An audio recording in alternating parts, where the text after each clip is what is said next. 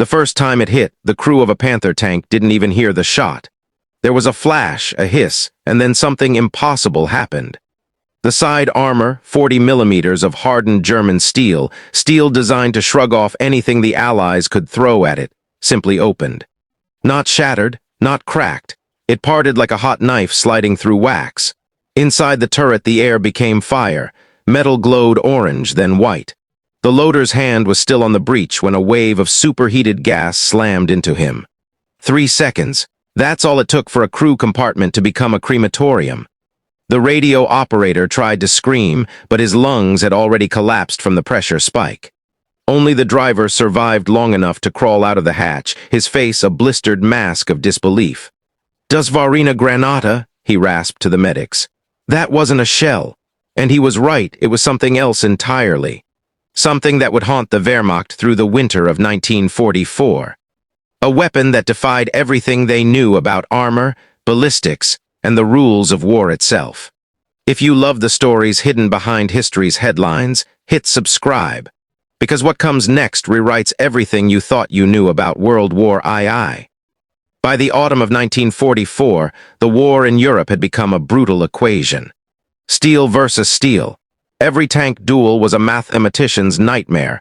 Velocity, angle of impact, armor thickness. And the Germans had mastered the formula. Panthers and Tigers were rolling fortresses, machines that seemed engineered to humiliate anything the Allies fielded. Their frontal armor was so thick that standard American rounds bounced off like pebbles thrown at a freight train. U.S. crews had a bitter joke. Shermans weren't death traps, they were death traps in reverse. Fighting a Panther meant volunteering to die. The M4 Sherman, America's workhorse, was outgunned and outclassed. Its 75 gun could barely scratch a Panther. Even the upgraded 76 barely made a dent unless you were close, and closing meant suicide. Reports from Normandy were grim.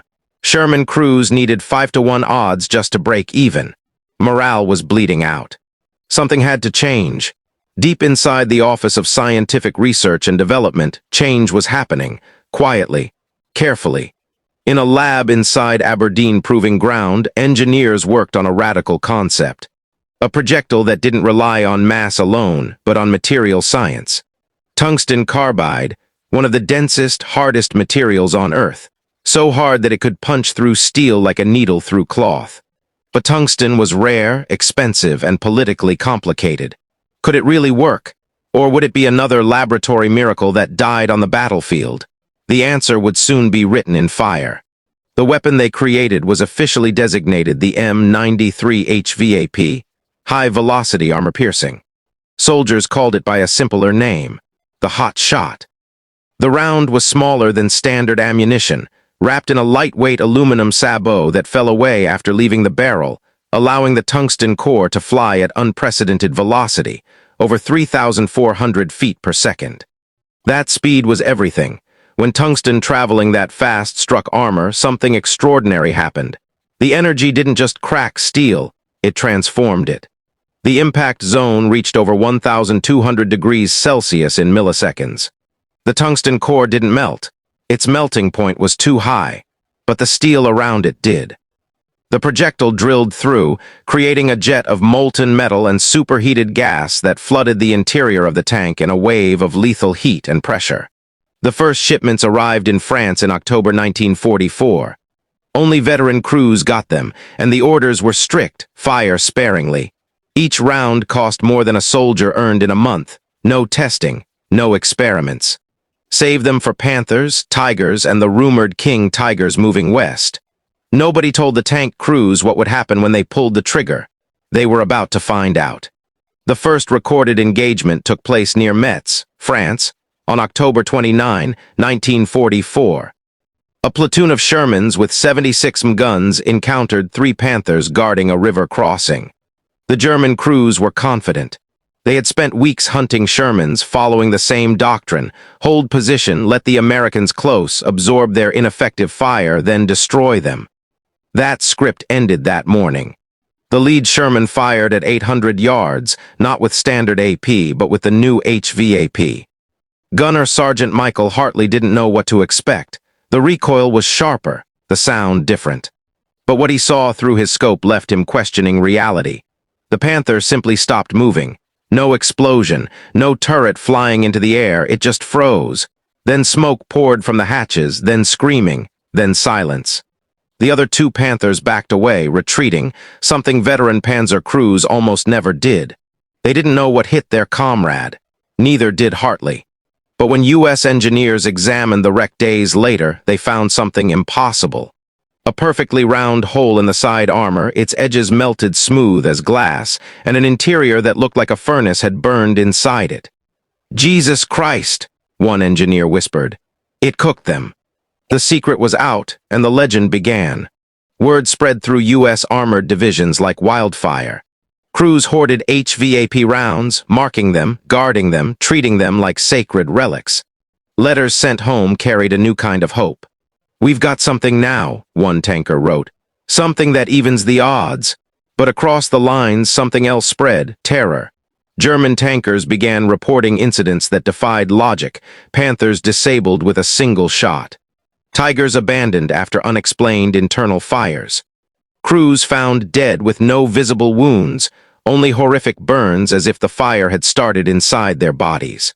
The Wehrmacht's technical intelligence branch scrambled to identify the new threat. Early theories ranged from incendiaries to chemical weapons. One officer insisted the Americans had developed a Tesla-style heat ray. Another claimed it violated the Geneva Convention. The truth, a tungsten penetrator traveling at extreme velocity, seemed too simple, too mundane. But there was nothing mundane about watching a Panther crew bail out screaming, their faces blackened, their uniforms smoldering. To the tankers, it wasn't metallurgy, it was witchcraft. Then came December 16, 1944, the Ardennes forest, Hitler's last gamble, Operation Whacked am Rhein, the Battle of the Bulge. 200,000 German troops, supported by hundreds of tanks, smashed through American lines under cover of a snowstorm. Panzer columns advanced like iron phantoms. For 3 days, German armor seemed unstoppable. They overran positions, encircled towns, and drove deep into Allied territory. American tank crews, many now equipped with HVAP rounds, fought blind in the snow. Low visibility, close-range firefights, ammunition shortages. But something strange happened. Panthers that should have dominated the battlefield were dying at impossible angles. A Sherman firing from concealment would hit once, just once, and the Panther was finished. Not crippled, finished. Crews that bilayed out collapsed in the snow, steam rising from their uniforms. German reports became frantic. Enemy possesses unknown armor-defeating weapon, conventional tactics ineffective, immediate reassessment required. But there was no time. The Panzers had to push. They didn't know they were fighting physics, and physics doesn't negotiate. Near Bostonia, inside a battered farmhouse, encircled American forces held their thin defensive perimeter. Among the supplies dropped to them, 60 HVAP rounds for their 76 guns. 17 operational Shermans stood against almost 300 German tanks. The math was staggering. Lieutenant Colonel Creighton Abrams, leading the relief force, made a brutal calculation. Every HVAP round had to count. No firing at infantry. No suppression fire, only kill shots on heavy armor. "If you can't see their paint," Abrams told his gunners, "you're too far away." Dawn came with the roar of engines. Panthers emerged through the tree line, confident, invincible. The first Sherman fired from 90 yards. The HVAP round hit the Panther's glacis plate, the thickest armor it had. The tungsten core punched through. The Panther rolled forward 10 feet before its ammunition exploded, launching its turret 40 feet into the air. The second Panther commander hesitated. Another HVAP round took him through the turret. The third tried to reverse. Too late.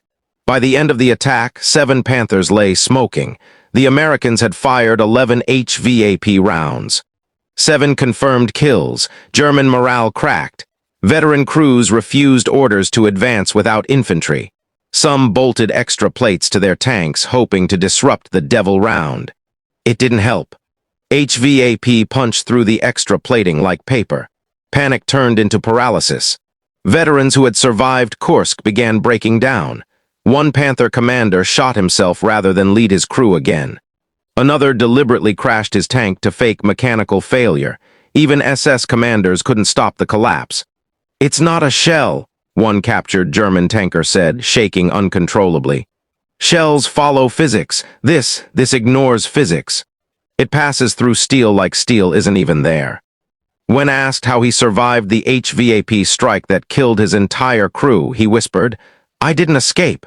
It let me live so I could warn the others." German intelligence raced to respond. SS officers demanded samples of the new ammunition. Tank ace Ernst Bachmann volunteered to lead a live-fire analysis. His Panther and 2 escorts entered contested territory near St. Vith. They spotted 3 Shermans at a crossroads, 3 against 3. Equal numbers, surprise advantage, superior armor. What could go wrong? Everything. The lead Sherman fired from over 1,000 yards, a range Bachmann believed was safe. The HVAP round traveled the distance in less than a second. It hit Bachmann's wingman below the turret ring, punched through 30 millimeters of armor, ricocheted inside, and exited the opposite side. The crew died instantly. Bachmann tried to retreat. His second wingman was hit mid-transmission, killed by a single shot. Bachmann fled at full speed, expecting every moment to be his last, but the Americans didn't fire again. They didn't need to. He was their message. By January 1945, the psychological impact of HVAP was as deadly as its physics. German manuals were rewritten overnight. Tankers were ordered never to expose their sides, to move in pairs, to deploy smoke and retreat if Shermans appeared to have the witch round. But Germany's industry was collapsing. They had no tungsten. Their access to Portugal and Spain was gone, and without tungsten they couldn't replicate the technology. German scientists understood the physics. They simply couldn't manufacture it. Wars aren't won by understanding. They're won by resources. By February, HVAP rounds were standard issue for every American 76 M93 gun. What began as a scarce secret had become just another box on a supply truck. But to the Germans still fighting, it remained a nightmare. The defining moment came during the Rhine crossing in March 1945. German forces anchored their defense with King Tigers, the heaviest armored tanks in the world. Their frontal armor was 180 millimeters thick. Nothing the Allies had should have penetrated it. But the Allies had something new, the T-30 E16 HVAP round for the 9mm gun. Longer, faster, deadlier. At 1,200 yards, American tank destroyers fired. The first T-30 E16 hit a King Tiger dead center. For a heartbeat, nothing happened. The German crew might have laughed until the turret hatches blew open, belching black smoke. Then flames. The tungsten core had done the impossible. It pierced 180 millimeters of the finest armor Germany ever forged. The crew never understood what killed them. The other King Tigers pulled back. The myth of German armor superiority ended right there. After the Rhine was crossed, Allied engineers examined the wrecks. What they found confirmed the extraordinary. The HVAP holes were clean, almost surgical. Edges smooth, heat-affected zones where steel had liquefied and resolidified. Inside, the remains of crews told the rest of the story. Some died from overpressure alone, lungs burst, organs ruptured. Others were burned beyond recognition by a thermal flash that lasted only milliseconds. The tungsten penetrator created a plasma-like jet that filled the crew compartment in microseconds. German engineers admitted defeat.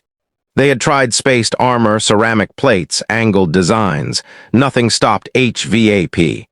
"We understood the science," one metallurgist said. "We simply lacked the materials." It was a scientific revolution delivered at the speed of a bullet. Captured German documents from the Ardennes revealed something even more striking: psychological collapse. One report described tank crews displaying acute stress not from combat intensity, but from unpredictability. Armor that should protect does not. Distance that should provide safety does not. Crews report feeling helpless. The Germans had encountered something worse than a powerful weapon.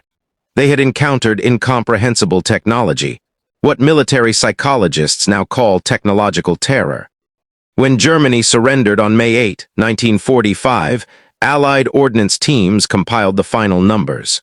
HVAP rounds accounted for less than 5% of American tank ammunition fired, but they were responsible for over 30% of confirmed heavy armor kills in the last 6 months. One round was worth 20 standard shells. Efficiency bordering on the surgical, but the human impact lingered. German survivors reported lifelong trauma, nightmares of the burning shot, the round that killed without warning. American tankers felt pride, relief, and sometimes guilt. "We'd see them bail out," one Sherman commander said. "They'd be shaking, broken, not from fear of dying, from fear of dying like that." HVAP changed armored warfare forever. Today, tungsten, and later depleted uranium, penetrators are standard worldwide. Every modern tank round owes its lineage to those first experimental sabots rushed into the chaos of late 1944. The Germans were right. It wasn't a shell in the traditional sense. It was the future. A glimpse of a world where wars are won not by thick armor or big guns, but by physics, chemistry, and the manipulation of matter itself. The veterans of the Ardennes carried the memory forever. The sound of tungsten punching steel, the flash of impossible heat,